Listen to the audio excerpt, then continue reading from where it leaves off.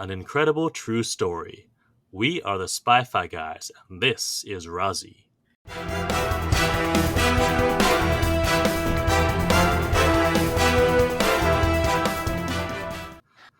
Welcome to the Spy-Fi guys, where we cover spy facts, spy fiction, and everything in between. I'm Christian.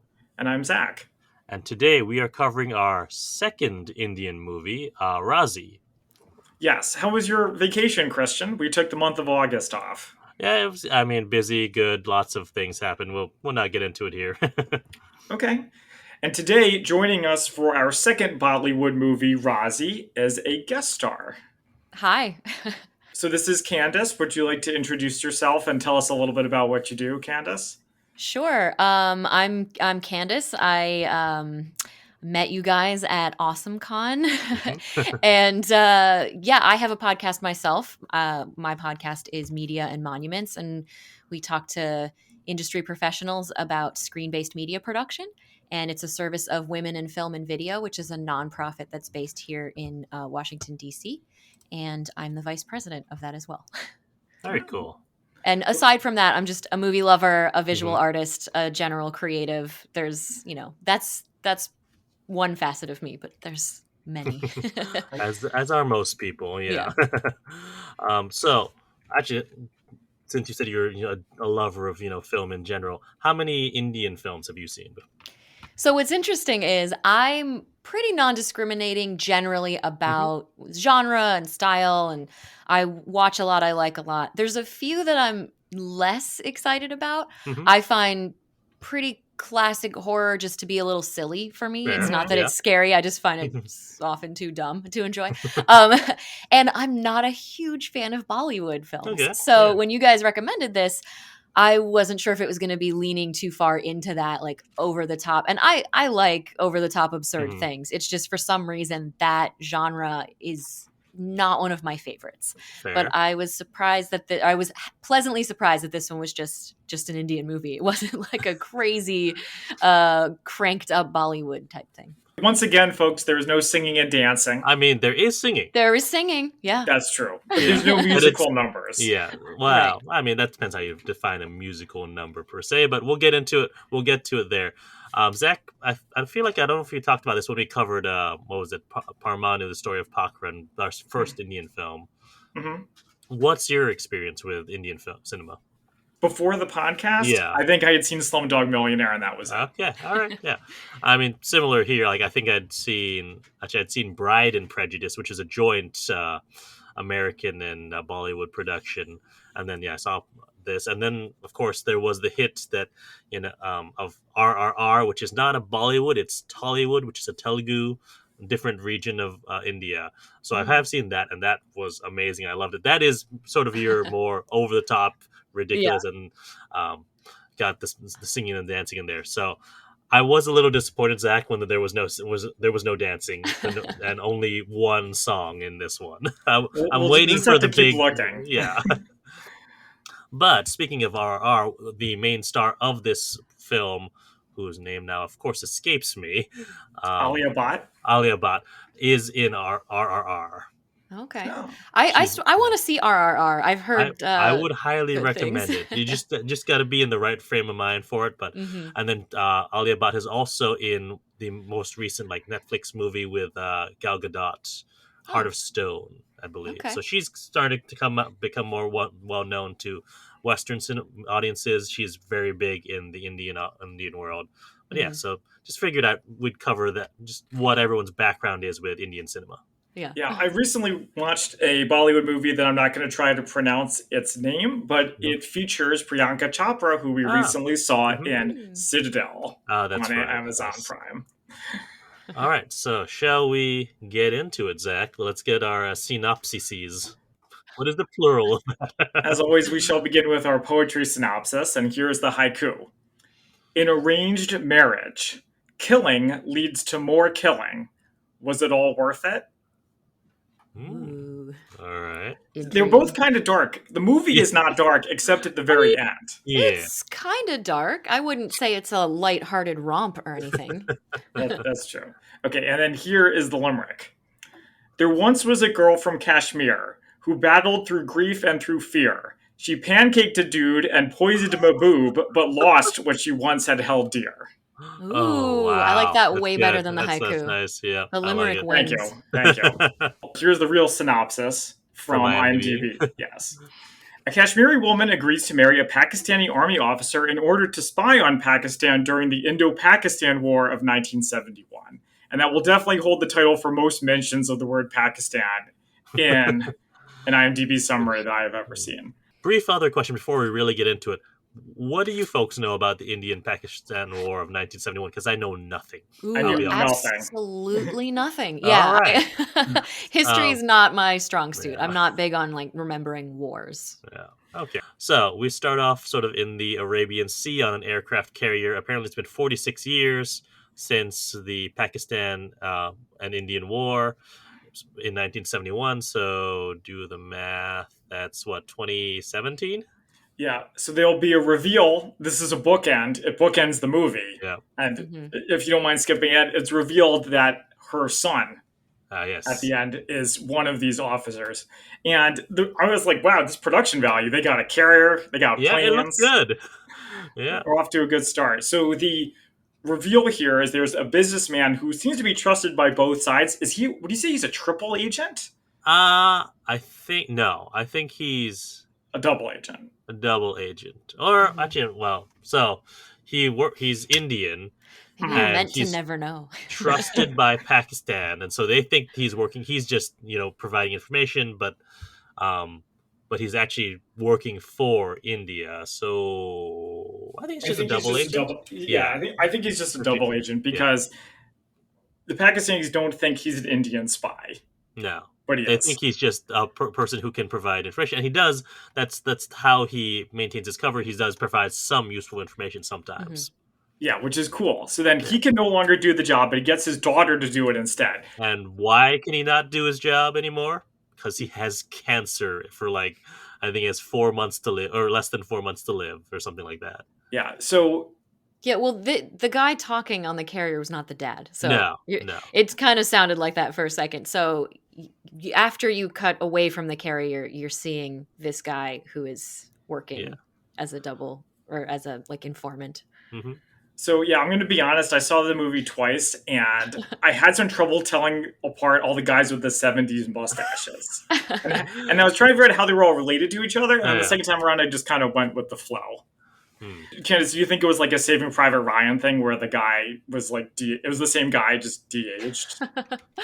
No, I mean, they didn't look the same to me. So it was a different, I mean, it was an older version of that one officer guy. But then when you see her father is a completely different character who meets with that guy. So. Right. So he gets his daughter to join, and we meet her at university. And Christian, what was my favorite scene. What did we cover that this reminded you of? Is it Alias? Yes, that's right. I was waiting for her to go to the Dave Matthews concert. So Alia Bhatt's character's name is Sehmat Khan, or at this point. She becomes Sehmat Saeed when she gets married. So she can't stand the sight of blood, which I thought was going to come back later. If it was a Hollywood movie, I think it would have come back later. But it didn't. But you do catch that she's got a photographic memory. She remembers immediately someone's phone number. Yeah. They established that she's really good with numbers. Yeah. But, I mean, we can't forget to point out, because this was my favorite scene in the movie, as someone who is obsessed with squirrels. Oh, yes. the ground squirrels, they're more. They look more chipmunk-esque for our country, but they're the little squirrels in there to show that she's got this kind heart and establish that she's sweet and cares about life and saves this little squirrel from getting run over. But I actually had the moment of, oh, squirrels! I got very excited. So I needed to make a point that the squirrels are in this movie, so go see it. Instead of saving a cat, she saves a squirrel. Mm-hmm. Right. Yeah. But unfortunately, so it was all downhill after that, Candice. It wasn't all downhill, but it was a highlight. I will say that was a highlight. And they didn't over CGI anything. It was real squirrels. And I was very pleasantly surprised to see that. So there's only one part where I feel like they did do some CGI. A little bit. We'll get to it. If it's the same, I'm curious if it's the same part that you think that other people will notice it. So so she's going to take over as the informant, as the person who's going to be spying in India, and her father is going to arrange a marriage with one of his friends in Pakistan as a cover for her. So there's a really interesting emotional conflict here because her dad will die while she's gone, and she doesn't want to leave him, but she has to. Yep. Right. But she points out that she is his daughter, and they both have the same sentiment of country before anything else. So she feels it's her duty to do this, to carry on his legacy, kind of. Yeah. So do you guys want to talk about this? the nationalism. So the other Bollywood movie we covered, Parmanu, it was criticized for being literally flag waving. I mean, I still liked it. I still liked it too. It was interesting. Like, it's one of the. It was because the enemy in that film was America, so that was very interesting. It was like being on the other side of. Oh, the enemy is the CIA, and they're trying to get away from them. This one, I mean, because it's two countries that I don't have necessarily a strong connection to, I don't necessarily feel that I don't know if I had the criticism of it being too nationalist on one side or the other. I did read some interesting things on it that some thought it was too friendly to the Pakistani. I really did not see that personally. I don't know. Well, I think I don't know. This was stuff I read on Wikipedia. Like there were some critics who thought it was that because it humanized them. Okay, so I wanted to just comment though. They say a couple times to give away my favorite quote. Yeah. One of them, they're like, nothing is more important than country. So I feel like as cynical Americans who live in Washington, D.C., that comes off as very not something we would normally see in Hollywood movies. It's just so I mean, not now. Back, say, in 1942, all over the place. That's true. Yeah.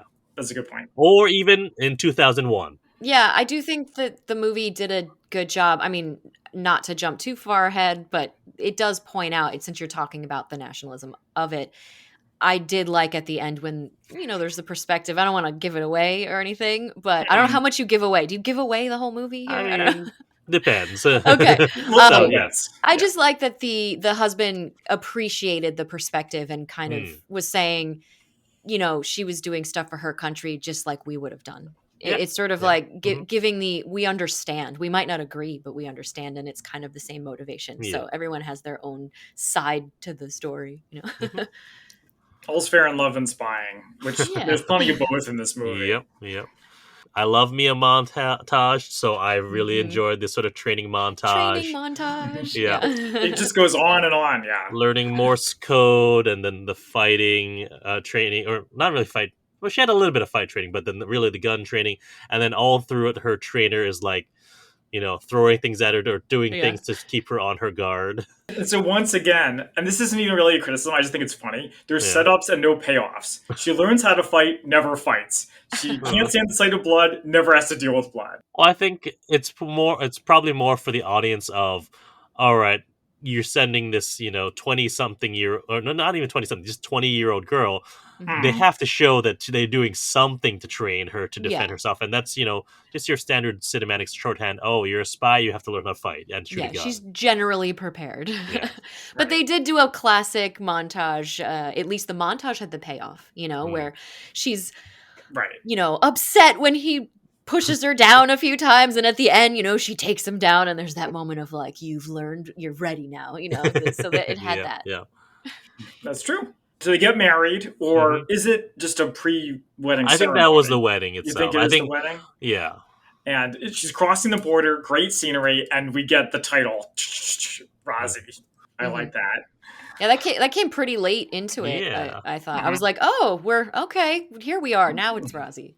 But I do think it's nicely convenient for them that they can do arranged marriages, that's part of their culture. Right. Otherwise, it'd be really hard to make that work. Yeah. So apparently Raazi, according to Wikipedia, translated means both agree and secretive. Huh. Well, okay. Yeah, I know that's what it, that's like literally the first part of the Wikipedia article. It says Raazi, translated, agree/secretive. So interesting. Yeah. Good title for this kind of movie then. So she meets all of the other family members who she's sort of been briefed about. Each one of them has like a code name. It's like the eagle, the wolf or something. The wolf, the mouse, the cat, all that. etc. And so it's like her, her in-laws, and then her brother and sister-in-law, and then her husband seems actually pretty considerate, though. He's like, I know that, like, on their wedding night, he's like, I know this was arranged by our parents, so I will sleep on this couch over here, and until we get to know each other better. It's like, oh, decent. Yeah, they establish that he's a decent guy, and I think also when they first meet, they also establish they kind of are at least slightly attracted to one another. I think he's a good-looking guy. She's a pretty woman. It's kind of, I think they're kind of like, oh well, establishing if there wasn't all this spying, maybe they could have worked out. Yeah. I mean, that mustache, what's not to like? Exactly. Hey, mustaches are back in. Yeah, they are. They're making a comeback. Yeah, so she also meets the servants, one of whom is named Abdul, and he's an Indian.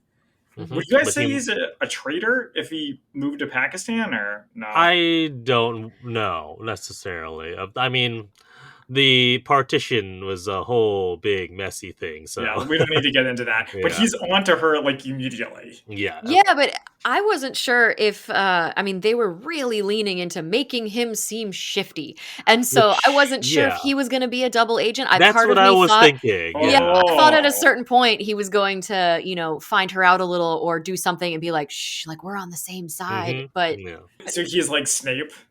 And you think he's a bad guy? Maybe that's what I was like. It seems too obvious that he's gonna be, trying to catch her on things. So I was on the same lines as you, Candice, on that. But we also find out here that her husband likes her husband, whose name is Iqbal, likes jazz. Okay. Which I just, as someone who is casually less likes jazz, I was like, oh, that's a nice touch. And I like proper jazz as well. My grandfather was a professional jazz drummer. Oh, so very cool. Not like I think they make a comment even about like, well, not that kind, but like real jazz. Yeah. Yeah. As she spies, they bring work home a lot, which reminds me, in the Spy Museum's volunteer lounge, there is an ad from the DIA. Christian, you may remember this. Let me pull it up for you, where it says, "Don't bring work home." And it shows a picture of Vladimir Putin sitting with a bunch of people at a table. So things haven't changed that much. It's a good thing politicians never bring classified material home. Right. Everybody follows the rules all the time. So I do like when she's doing all the spy stuff. She's like setting up, where she like goes to the roof and connects a wire to the transmitter and like sets it up to her bathroom so she can transmit her Morse from the bathroom and plant some bugs and stuff. Oh yeah, planting all the bugs. Yeah.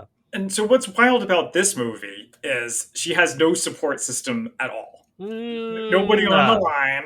Well, she has the guy downtown, but if she gets into trouble, then it's all on her. Like when she's sneaking around the house. Oh yeah. Well, I feel like that's pretty standard though. Like that most of the time they'll be on their own and they'll have handlers and maybe some support staff, but not necessarily, especially in this era, not going to have anyone else with them in the house necessarily. They did say several times during her training, like she'll be on her own. She's on her own. Yeah, but it made me wonder, like, so we see this line in fictional spies, but how often do we see them in non-fictional? True. That's a fair point. I also thought, is she like the best spy we've ever seen in any of these non-fictional movies? I think she might be.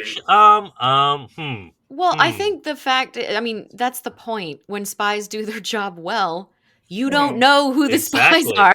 I mean, that's it's from a movie we have not covered yet, The Recruit. There's a line, our failures are known, our successes are not.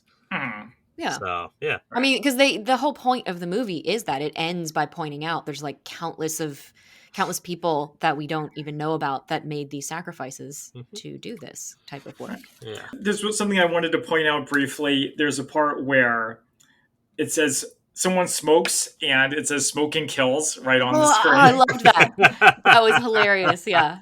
So I'm going to do a little preview. I was going to do this in Spy Fact versus Fiction, but I'll do it now. According to the Hindustan Times, this was inserted in 2005, obviously to try to get people to stop smoking. But the rumor is they're going to get rid of it soon.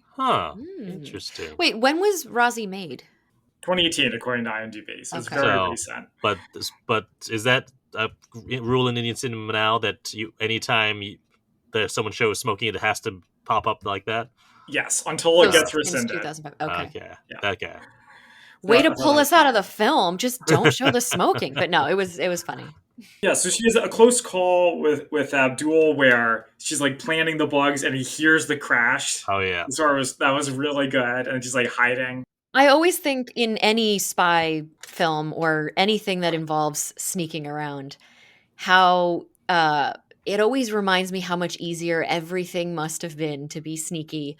Oh yeah. Before cameras everywhere. There's always so much stuff that can be easily gotten away with. And now you're like, well, you're not even going to check to see if someone has a camera there or someone might be listening. And yeah, none of this stuff could be done the same way now. I mean, it still does happen. There are still spies. I also wanted to point something out. There's a part where she calls Abdul uncle. Do you guys remember? It's very subtle, so I wouldn't be surprised if you don't remember it. I remember, but that's just cultural. That's sort of like a familiar, like how you call a lot of people auntie and stuff like that. It's like an Indian thing. Yeah, that's correct. And it's apparently also true in Pakistan as well, because that's where they are. I just wanted to point that out. Yeah.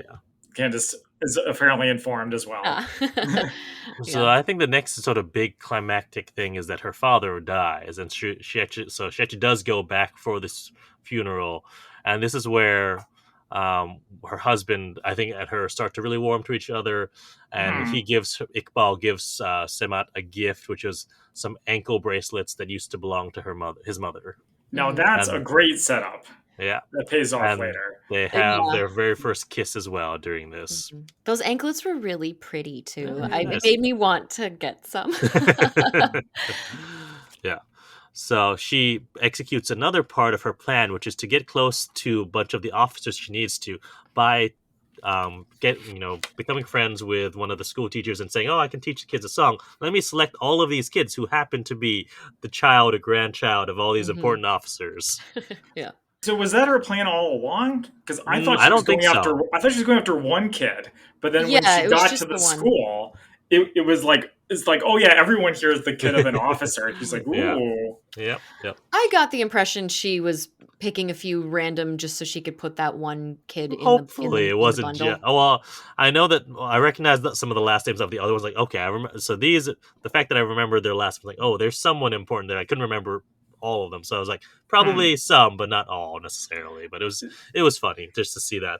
But, yeah, nobody asked, why did you arbitrarily go through this whole list and pick just these ones? It doesn't say if they're good singers or have an interest in it or anything. Yeah, right. Especially the one she was targeting was apparently not a good singer, and they were like, oh, he's gonna need a lot of work. She's, perfect. Yeah, but really she does. Yeah, we might have to do extra lessons at his house. Oh no. Yeah. But so she does, and then we get our one musical number, which is very patriotic about my country and love for a country and that sort of thing. Yeah, and she seemed to really believe it, but of course, for India, her country is different. Yeah, everyone's truly singing from the heart. But there were really cute kid singers. But I do think up until that point, it's also important to note that the singing that happens outside of this number is there's a lot of songs that provide like exposition. Oh yeah, yeah. So there's just the soundtrack will just straight up be like just a narration. The story, yeah. I feel like in Parmanu there was similar to that as well. They had that songs that were telling you what the story is basically, even though there wasn't like them singing it necessarily. I don't remember them. I know there was a great chase sequence where they had music, but the music had no words. So I thought the stuff with the kids was great. It definitely mixed up the dynamic. But how many spy movies have you known where the spy gets in close with a kid in order to accomplish their mission? Not too many. I don't know. I feel like I've probably seen there's some. a few. I'm sure there's a few. Like the one that I'm thinking of is like not necessarily is Long Kiss Goodnight, but that's her kid. You're right. It's not someone else's kid. Yeah, I think there's kids used quite a lot. It's just not necessary. It's how they're used. I mean, there's always children being used in countless of these. Munich. Yeah. There's the little girl. Yeah. And then they use kids for like messengers and stuff. Yeah, kids are used as messengers and spies all the time because they're kids. Like that's pretty common, I think. So something else I wanted to point out is when she has a driver, cool, and he has a Crush India sticker on his car. Right. Yeah. It almost made me wonder if they forgot she was Indian. Yes. Well, they pointed out later that her father does actually, or not her father, her husband's father, the general actually does, because there's this part where her husband is talking with his father and says, the India situation in India is really heating up, and we're gonna have to, I just hate that this is gonna happen and all that sort of, and why do those damn Indians kind of thing, and it's and then the husband apologizes. There's sometimes he forgets that you're Indian. Yeah. So yes, they do literally. They mention it another time too, oh, you'll adjust, but we understand at first it might be a little hard to hear us constantly talk about destroying your country. Right. It's pretty wild. It almost reminds me of the Civil War, where it's brother against brother.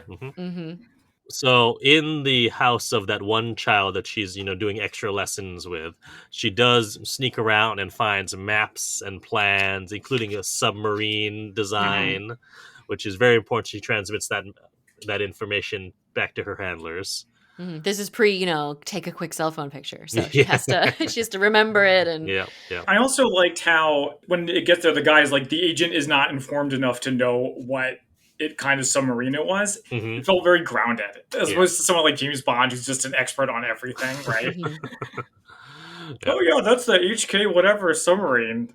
But that was also a point of frustration to say, she's giving accurate intel, but they were like, well, until it's corroborated, we can't do anything with it. And you're like, oh my God, this might lead to something bad. But I mean, that was what was great about, among other things, I liked how grounded it was and felt, for the most part. We'll get to that later. Okay, I'm very curious. So here's the next big thing: is that all of the higher ups of the military get summoned for this big important meeting, including her father-in-law.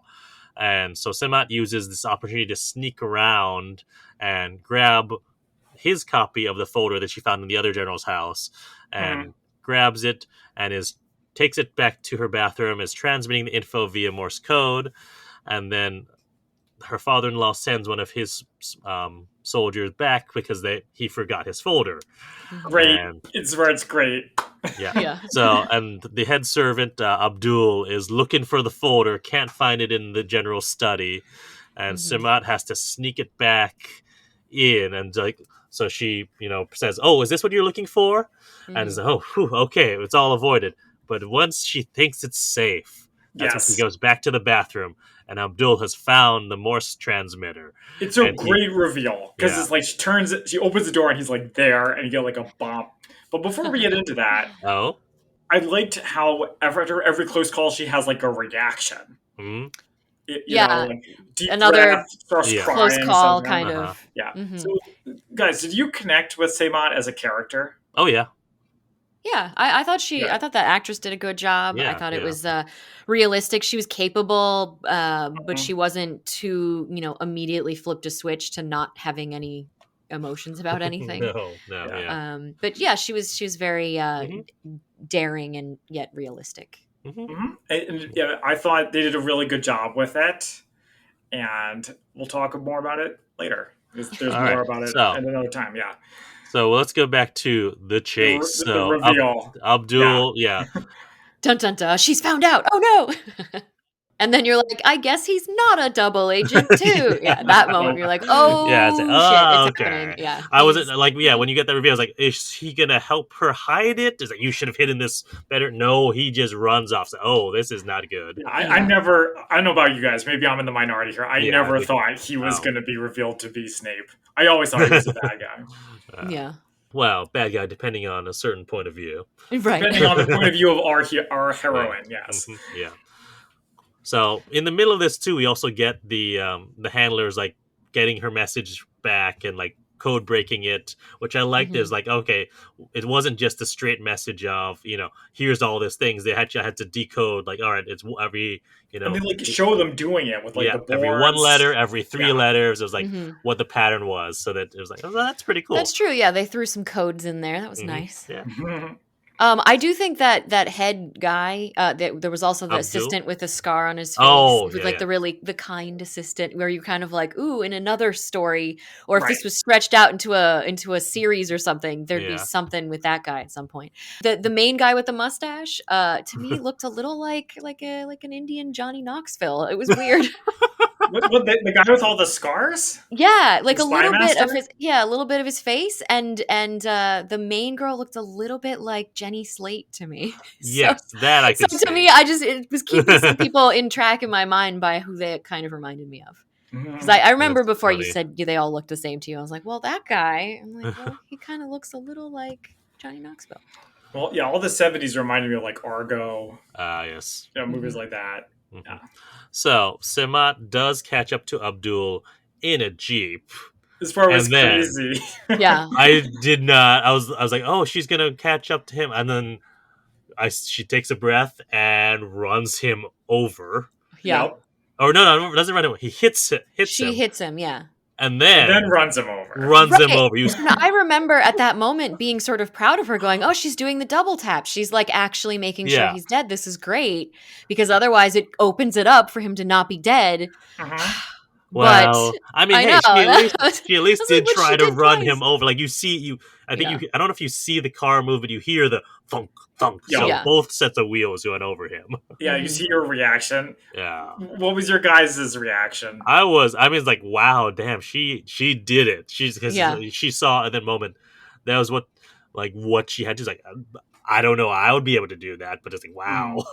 Yeah. Well, I mean, it's also in that moment, it's like her life on the line, so it's a different, there's different motivation there, she's in the heat of the moment being like, oh no, this is going to blow everything, the mission and find her out. So there's a lot riding on, no pun intended, but riding on that. So, oh my God. but yeah, I do. I mean, I'm glad that glad in the sense that it made sense to actually not just hit him and drive away. Yeah. But did she try? That's why. Yeah. But so she goes back home and is like sobbing in the shower. Yeah, that's her first kill. They show the repercussions of that. Well, first attempted kill. Right. Oh, so because we find out in the next scene that Abdul is in the hospital, still alive. He's calling for her brother-in-law, whose name is Mahbub. Mahbub. Yeah. Keep your jokes to yourself, please. I know. I'm so immature. I tried, but yeah. Me too, Candice. Me too. Yeah. I was like, I can do it. Be an adult. It's just a name. Yeah, Mahbub is visiting Abdul in the hospital, trying to get any information he can, but there's not much that he can get out of him, and then very short time later, he's dead. But... Well, also, I mean, I noticed this when he was hit. Oh, yes. He was holding something, and I knew that was going to come back. Oh, because obviously, they're showing you holding something for a reason, but he was holding a piece of that, like, the Morse transmitter. Kit. Yeah, so... Because then there's that moment where they're like, he had some mysterious metal object, and we're going to look into that. You're like, oh, there's only a matter of time. Did you guys think she was going to need to go into the hospital and finish him off? I didn't see that. I didn't know. The pillow. I thought for a minute that she might, only because they did talk about, they had in her training montage all of the stuff about, the different pills and cyanides and things like that to use. She does use some of them, but not there. I thought she was maybe gonna have to use it then to be like, oh, I'm gonna bring him flowers, and just be like, dead. Yeah, let me kill you. So back in India, again, the higher ups don't necessarily believe the intel provided by Sehmat. And so they're arguing again. All right, well, her spy masters are arguing. All right, we need to trust this, but if all the other intelligence branches, like Navy or the Naval Intelligence, Army Intelligence, are like, no, we haven't found anything that could corroborate this. So we will Same do old nothing. Story. Yeah. There's a situation where never believing a girl, but yeah. No. So Mahbub is still trying to, investigate the death, but his father, the general, tells him that someone else, who I don't remember who, someone important in East Pakistan has been murdered, so you need to stop paying attention to that. And bigger issues. He won't let it go. Yeah. Which is so great, because when did you guys think that she was going to kill him? Not until she's told to did I see that coming. Oh, really? Yeah, I didn't see it coming. I don't remember. It wasn't...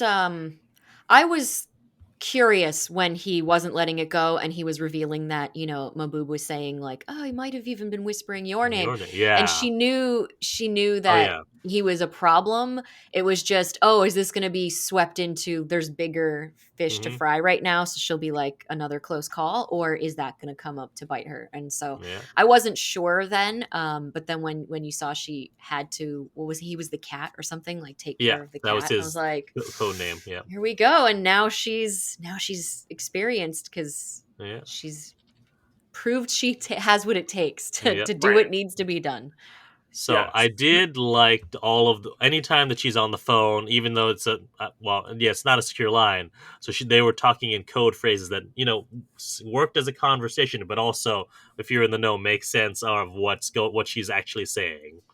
Which feels very classic, almost like, I don't know, cartoon-esque, or something where it's like, ooh, the weather's darkening over the, you're like, that's really, would you really be talking about that? Okay. Or like, the cat's out of the bag. And you're like, okay, yeah.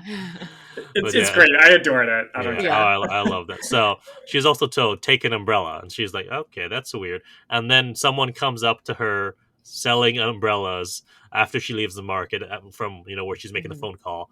And her driver's like, what are you doing? Is like, selling umbrellas in August or whatever month it was. October. Which was like October. It would make sense for us to need an umbrella, but it's not rainy season over there. Yeah. Mm-hmm. Well, do you think that was like a sign?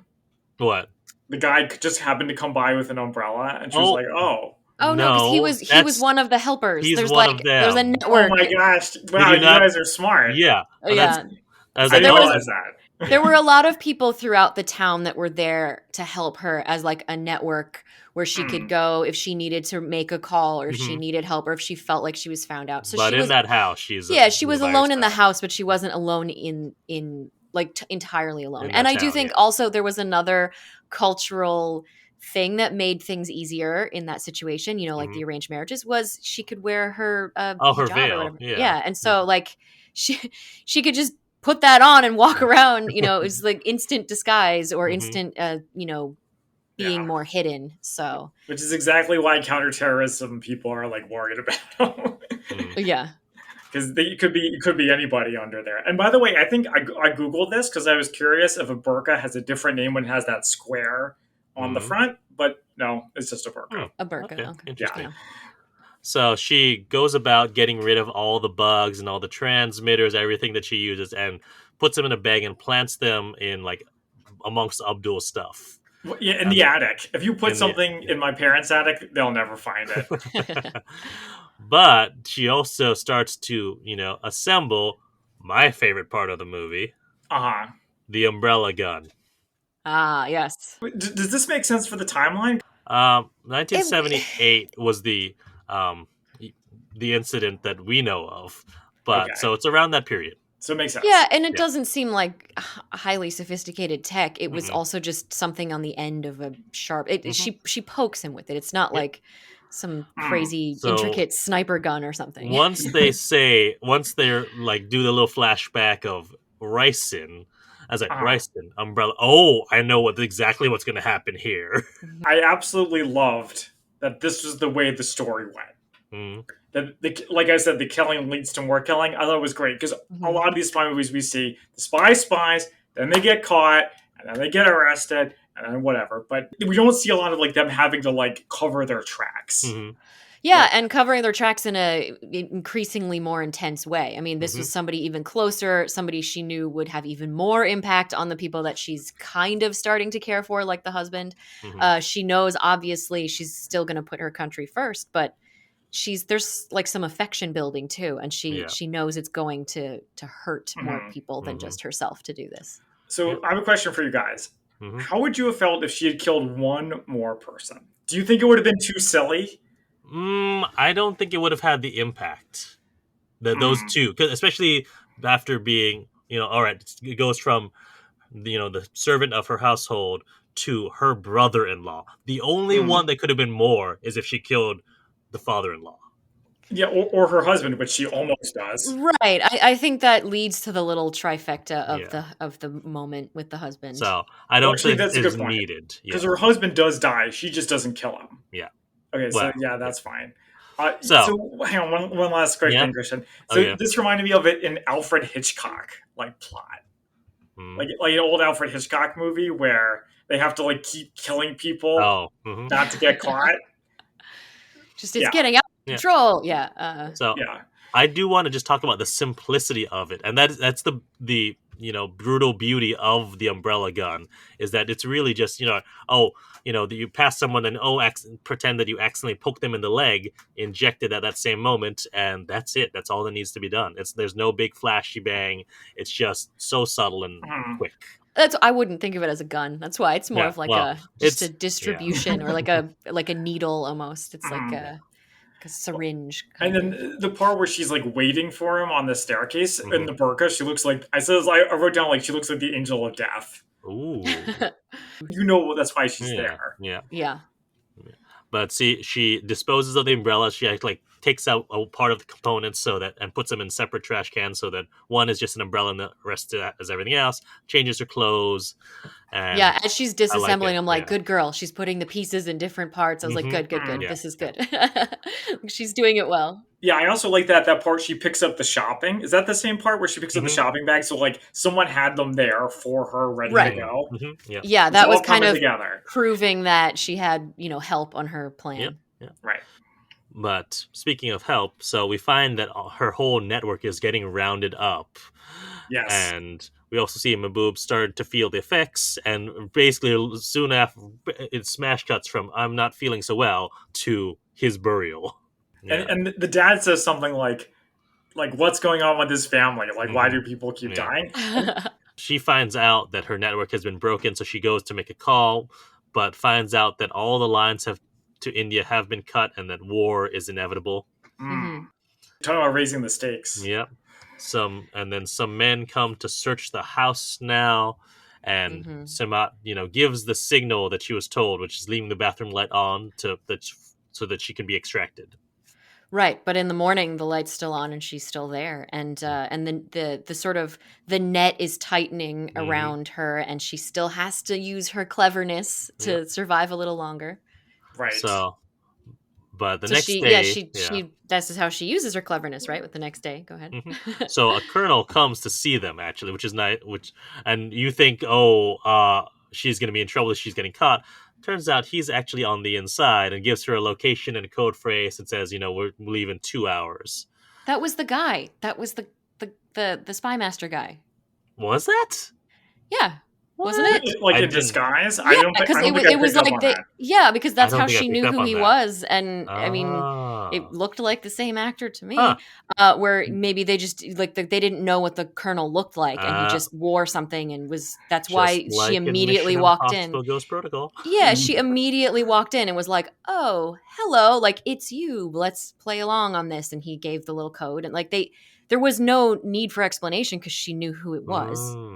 Okay. It was that spy master guy. Oh, nope. Yeah, I'm looking at the plot synopsis from IMDb, from Wikipedia. You are right. That is him. That's, what's his name? I don't remember most people's names. Khalid Mir was his code name, yes. Okay.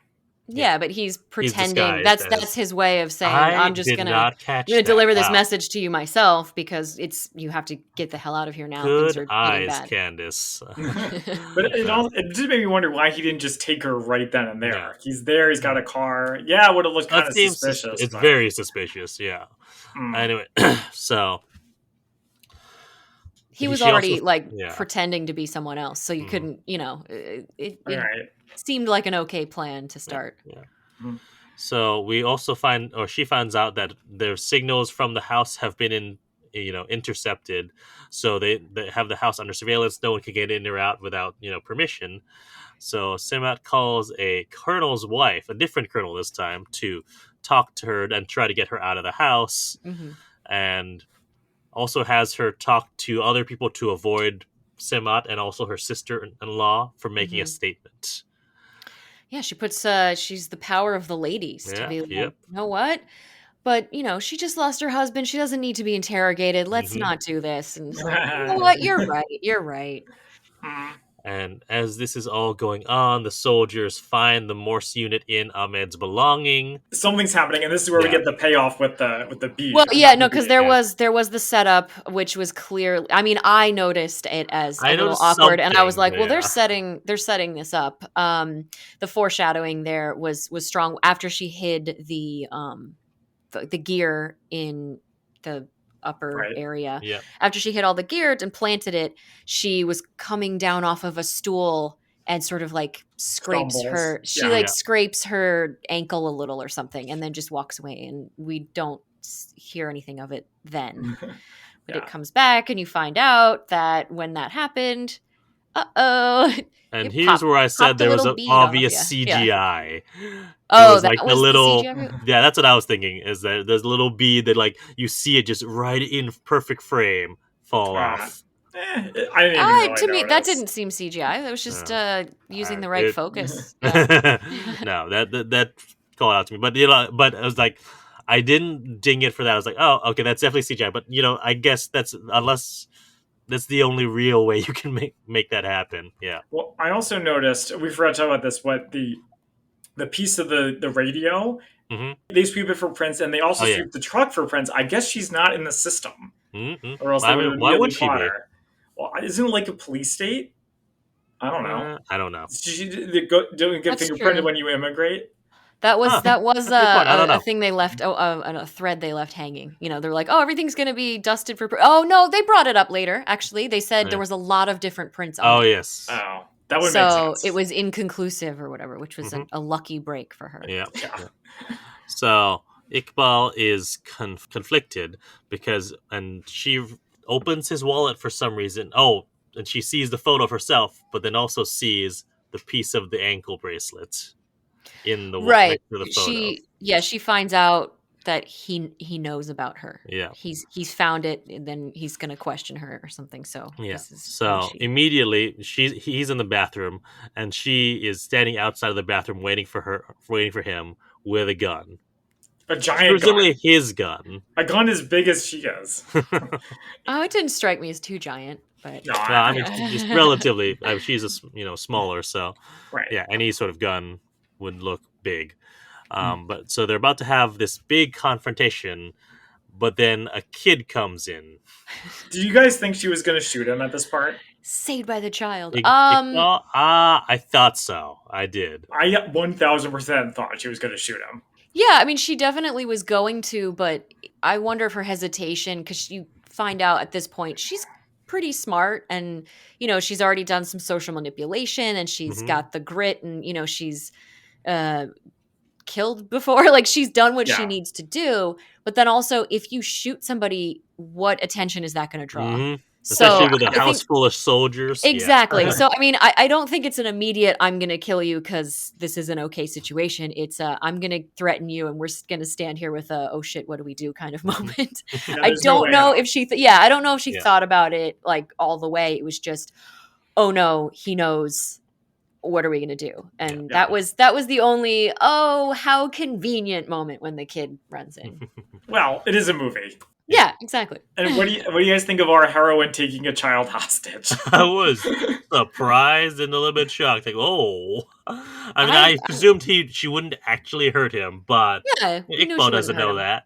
I think it was clever. She was doing what she had to do. She proved that she was capable of, course correcting and taking each situation in a way that could, I don't know. She was good. She was good at being a spy, I think. Watch out, I'm crazy. I'll do anything.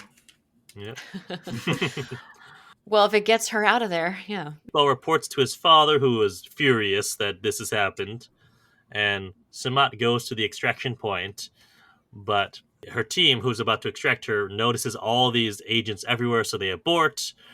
Do they? This is another crazy reveal. They had a plan A and a plan B. That's as any good little spy team should. Yeah. They have contingencies. And so Sehmat is there with her veil on, and Iqbal approaches her, and so the team goes to plan B, which is to hit her with a tranquilizer and then throw a grenade right between the two of them and kill both of them. Was the tranquilizer just a sense of, like, just being humane, saying let's just knock her out before this? Or so that she wouldn't say anything. I was confused by this too. Yeah, like if you're about to blow I don't know. that Maybe it was that. up. I don't know. Yeah. But yeah, so there's a big explosion. They're both seemingly dead. I think they are both dead. Yeah. Yes. The first time I saw it, I wasn't sure. I was like, is it a stun grenade? But no, I think they're lying there. They're not moving. Yeah. Yeah, I do. I don't know. I feel like the tranquilizer though must have been just as like a kindness, thinking it was a member of their team, and they're like, well, let's have her go out by dart rather than grenade, even though the grenade's gonna be right after. Yep. That was wild. It was a wild part. I kind of loved it. Yeah, it was just so crazy. Very surprising and shocking. Yeah. Did the romance work for you guys? Yeah. Between like husband and wife? Mm-hmm. Between Iqbal and Sehmat, yeah. Yeah, I think it worked because it was a nice slow burn. It was what I had mentioned at the beginning, that moment when they're standing with the gun and he's like kind of telling her he understands why she's doing what she's doing, and they both suck, and like they feel like it's the situation sucks. They're both kind of like, but this is terrible. Like they both have, they're wrestling with something. They understand why it's come to the way that it is, and I think there was a genuine relationship there. I mean, obviously they proved that there were feelings, and although he's also a good son, and he immediately ratted her out. There was a moment where she could have been like, let's give it a minute, before I say she was this mole living in our home. But no, he immediately went and was like, well, my wife's the bad guy. Let's go get her. Yeah. So the Indian agents are back at a safe house, and they get a knock on the door, and it's Sehmat, still alive. Yeah, she got there on her own. She apparently traded places with another agent, the other worker the woman who worked in the shop where she was making phone calls. The classic switcheroo. Yeah.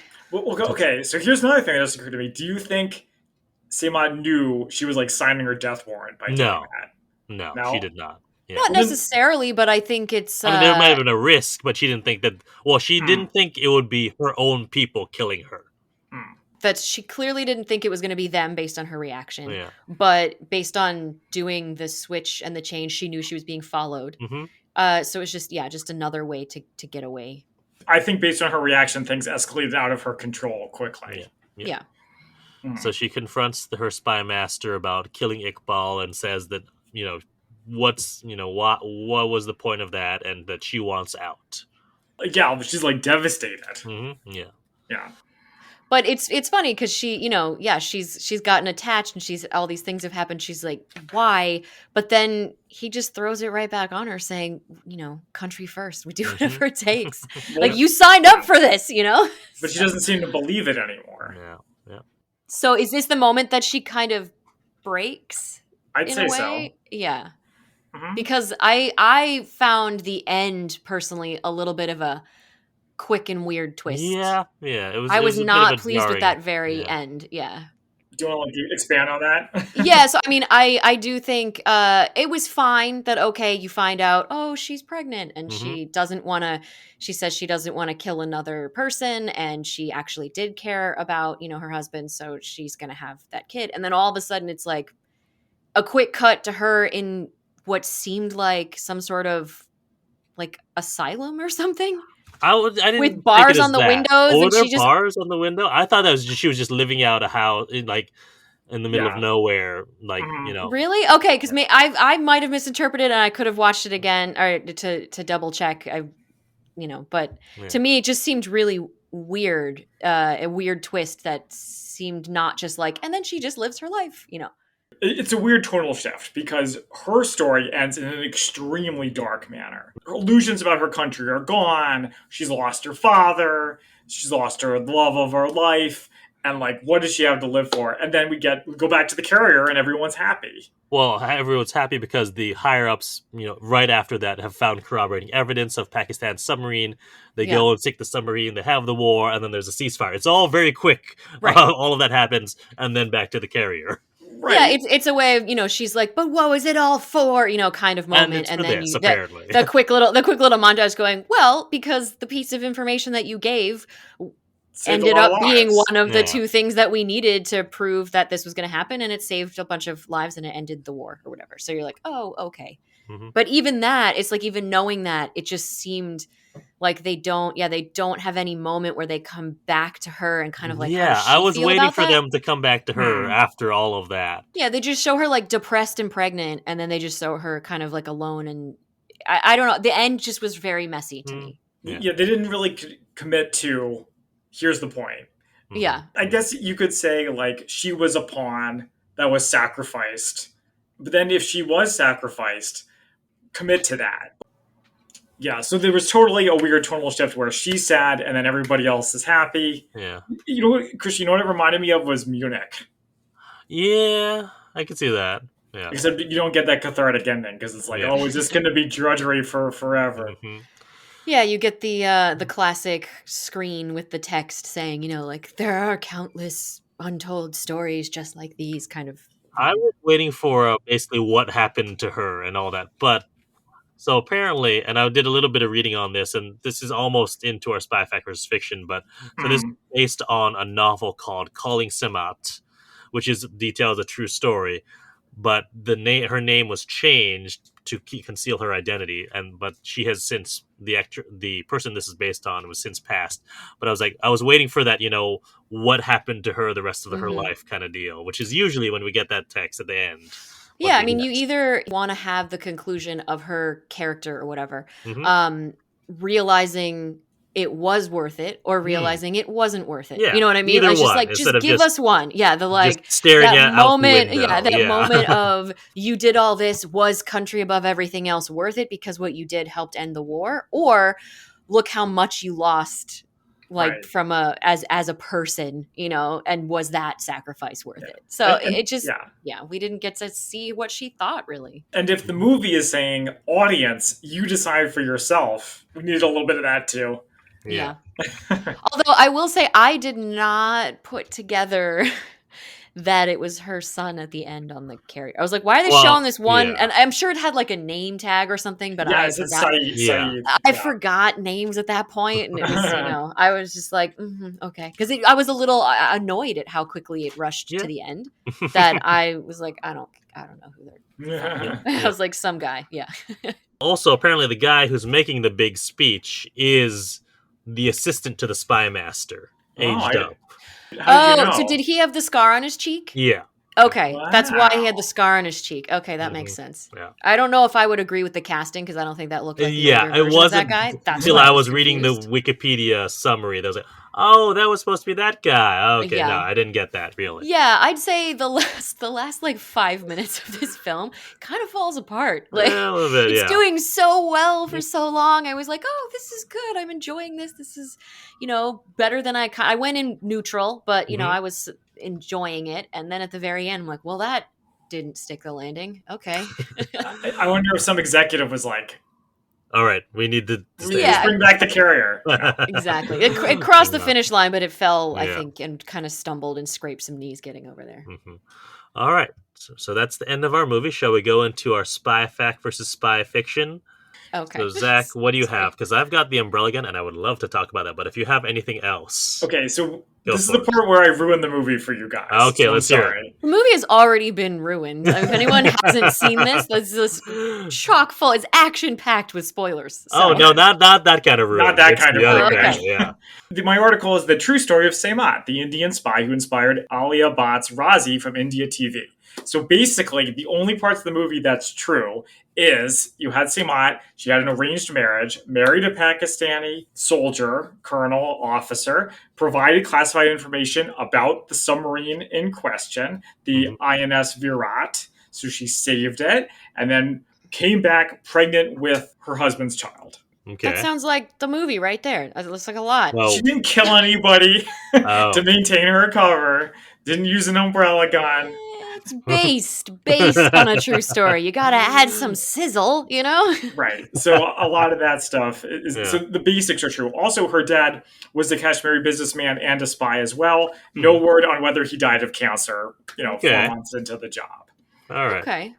And we don't know if she actually saved baby squirrels, but I'm going to say that she did. I need that part to be true. And then according to Wikipedia about the war, we didn't really talk about the whole Mukti army. That was in the beginning of the movie, and it had no payoff, so we didn't talk about it. But the war began with Pakistan conducting airstrikes on Indian air stations, and it was basically the Bengalis were trying to become separated from Pakistan, which they eventually did, and then it led to a whole war. Yes, but she did spy and she did help and she did save the ship. And she could have inadvertently killed some people by some of the stuff she did. We don't know. That's true. That's true. She just didn't physically run someone over. Right. Yeah. All right, Christian, how about you? All right, so I've got, like I said, the umbrella. Well, it's not technically a gun, as we talked about. But it's known as the Bulgarian umbrella because most famously, one was used, and this is from Wikipedia, to murder Bulgarian dissident Georgy Markov on September 7th, 1978. It's like a Molotov cocktail. It's got like a location for what it is. I like and this happened a Bulgarian umbrella. Oof. I got to use that sometime. You need to make a drink. Like, sorry, I don't mean I don't want to use a Bulgarian umbrella sometime. I want to say to someone, don't make me use it. Or an umbrella drink. That's the Bulgarian umbrella. Yeah, there's baby umbrellas. Yeah, so that needs to happen. Just anyways. Wait, but is the drink poisoned? Maybe. Little ricin on the rim, or like half of it is covered in something. You're like, ooh, it's kind of a roulette, a Russian roulette.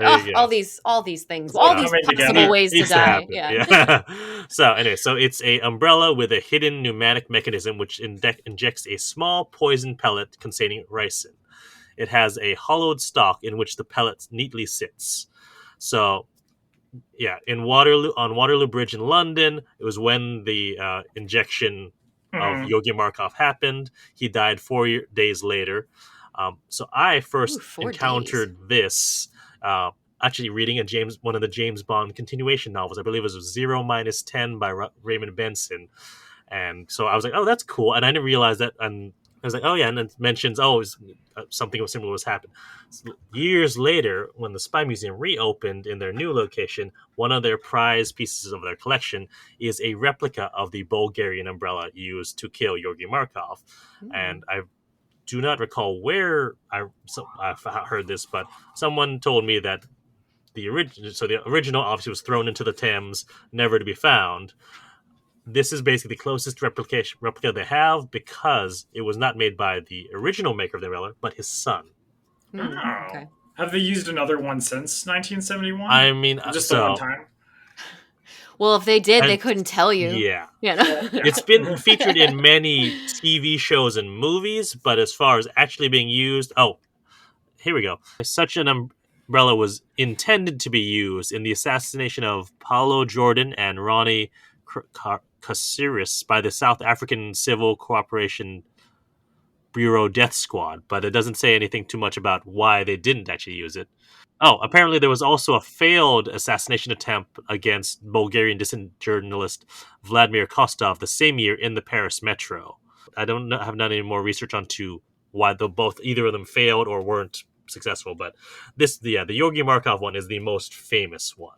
I see. And they have, it's in the Spy Museum. Because it worked. That's why it's the most famous. Right. A replica of it is in the Spy Museum. It's really cool. It's one of my favorite artifacts there. Thanks, Christian. Anything else? Nope, that's what I've got. All right, so now is our time for favorite quotes. All right, Candice, do a favorite quote.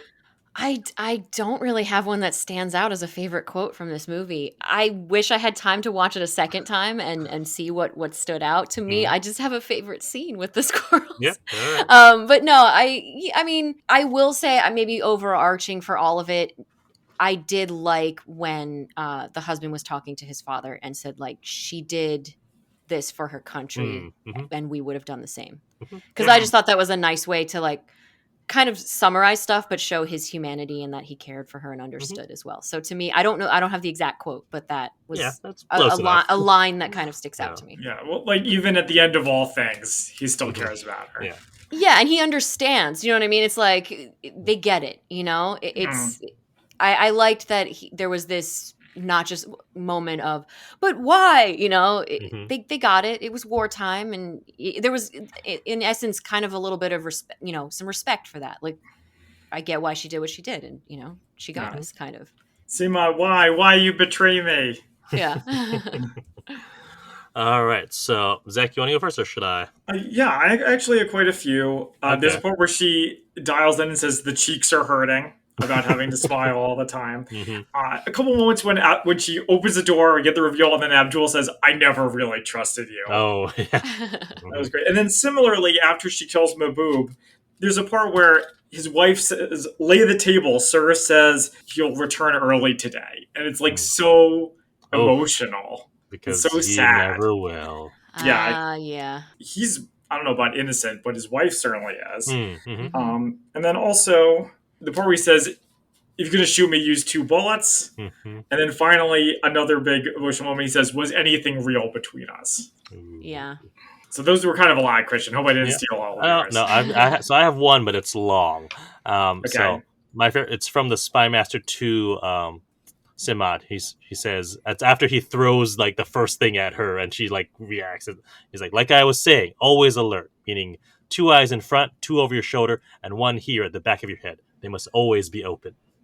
But again, it doesn't pay off in the actual movie. She does some good spying and being aware. I guess with the sneaking.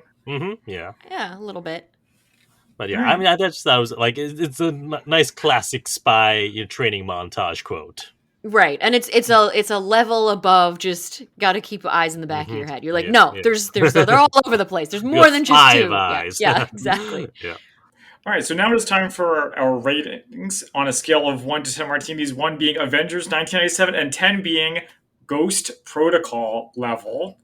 That's a new change. Well, that's subjective for you guys. Yeah. Of those movies, but the point is like great. 10 being great, 1 being not good. How do we rate Raazi? Candice, as our guest, would you like to go first? I guess I have to. No, you don't have to. I was thinking about it actually, and I guess all in all, 7 and a splash, maybe like a full 7, like a very full glass of 7. I don't know, all right. Because it wasn't like the best movie ever, but it was better than I thought, and it still had its problems and quirks. So I enjoyed it enough. But I'm pretty critical. I'm pretty mean to movies usually. Well, I mean, I try to take movies for what they are and enjoy them. But I also I watch a ton of movies, and so I'd say probably I'd be kind to say 7-ish. Okay. Well, especially as established that Bollywood is not your favorite genre. So I think that's pretty good. To me, this didn't feel Bollywood. I mean, I understand Bollywood because it comes from where it comes from. But to me, it's just an Indian film. It doesn't feel like a Bollywood film. Yeah, I see. All right, Zach. The temptation is to compare this to Parmani, which really isn't fair because aside from being Bollywood, they're really not that similar. So I thought this movie was quite good. I liked her needing to kill people to cover up her crimes. And I was going to give it an 8.5. Ooh. I thought it was very good, but it's too long. It just takes too long for stuff to happen. By the time I was ready for it to be over, there was still a half an hour left. Well, they tried really hard at the end to just slap an end on there to make it faster for you. Yeah, that ending was pretty wild. But I learned some stuff. The characters were great. I always appreciate when it's different, so I will give it an 8 out of 10. Ooh, all right. And this is how I know further proof that you don't watch a lot of Indian cinema, because I feel like 3 hours is almost a standard for an Indian film. Right, but I would also say those are long. Yeah, it's becoming the standard for a lot of films now. The overall length of films continues to go up. It's but I feel like RRR is like maybe 3.5 if I actually remember. It is 3. Yeah, I've seen that.